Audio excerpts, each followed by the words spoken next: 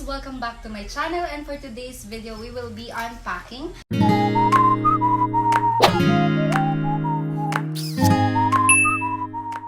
Unpacking this thing that I ordered online on Shoppee, pero hindi pa ako nabiktima ng 11/11.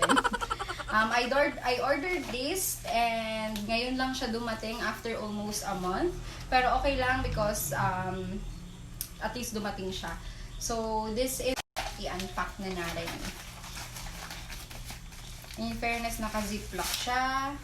And this is the box of the Lash Lift kit. Ayan. So, bagong-bago pa siya.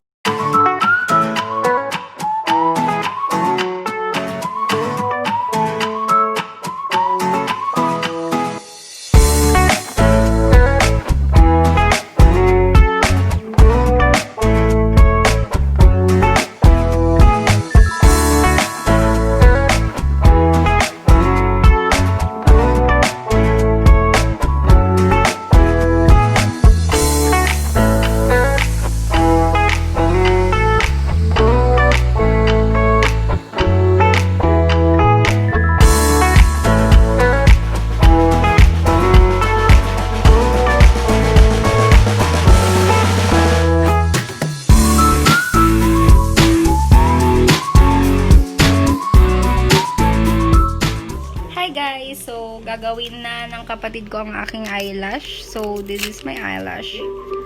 So, medyo na-burger to nung times na ikakasal ako. Nagpalagay ako ng, eyelash extension. And then, unfortunately, naubos yung pilik mata ko. So, pipikit muna tayo, guys.